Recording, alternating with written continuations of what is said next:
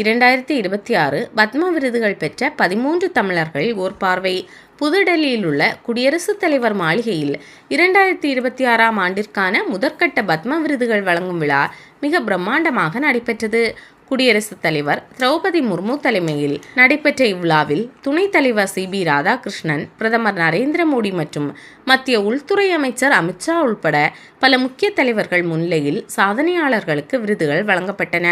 தமிழ்நாட்டை சேர்ந்த 2 பத்மபூஷனும் 11 பேருக்கு பத்மஸ்ரீயும் இந்த விழாவில் வழங்கப்பட்டன.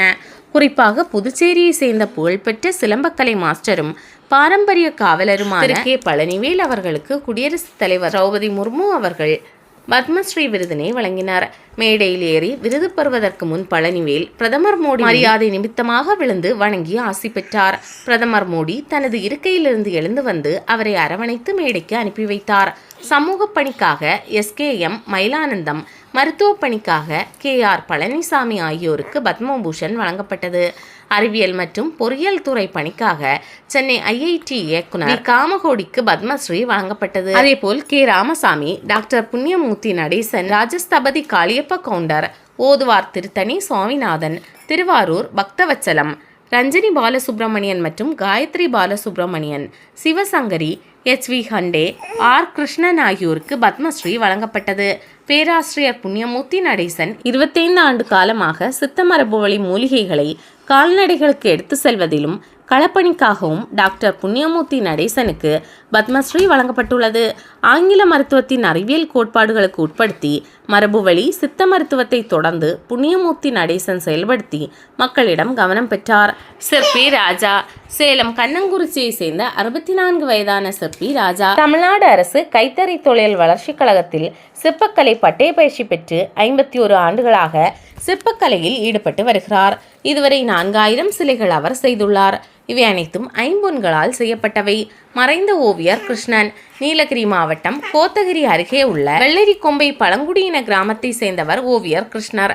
பழங்குடியின மக்களின் கலாச்சாரம், வழிபாடு, பண்டிகைகள், வேட்டையாடுதல் ஆகியவற்றை மையமாக வைத்து குறும்பா ஓவியங்களை சிறுவயது முதலே கிருஷ்ணன் வரைந்து வந்தார். இவர் கைவண்ணத்தில் உருவான குறும்பா ஓவியங்கள் சுற்றுலா பயணிகளிடையே நல்ல வரவேற்பை பெற்றன. கடந்த ஆண்டு மார்ச் மாதம் 20ஆம் தேதி கிருஷ்ணன் உடல்நலக்குறைவால் இறந்தார்.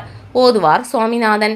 கும்பகோணம் அருகே பாபநாசம் தாலுகா திருக்கருகாவூர் கிராமத்தை சேர்ந்தவர் ஓதுவார் சுவாமிநாதன்.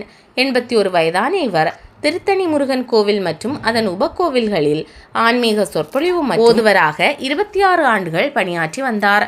கடந்த 20 ஆண்டுகளுக்கு முன்பு திருத்தணி முருகன் கோவிலில் இருந்து விருப்ப ஓய்வு பெற்றார் என்பது குறிப்பிடத்தக்கது.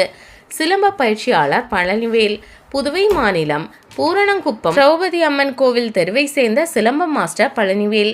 53 வயதான இவர் 7ஆம் வகுப்பு வரைதான் படித்துள்ளார். தனது 14 வயதில் தெருக்கூத்து கலைஞராக கலை பயணத்தை தொடங்கினார். இவருக்கு காளியாட்டம், மயிலாட்டம், ஒயிலாட்டம், கரகாட்டம் உள்ளிட்ட நாட்டுப்புற கலைகளும் கற்று அறிந்தார்.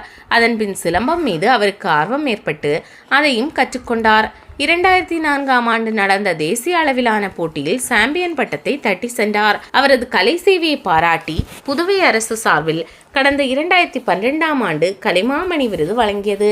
2024ஆம் ஆண்டு ஜனாதிபதி திரௌபதி முர்முவிடம் புரஸ்கார் விருதும் பெற்றுள்ளார். இவருக்கு சியாமலா தேவி என்ற மனைவியும் ரஞ்சன் என்ற மகனும் உள்ளனர். தந்தை போன்ற மகனும் சிலம்ப பயிற்சியாளராக உள்ளார்.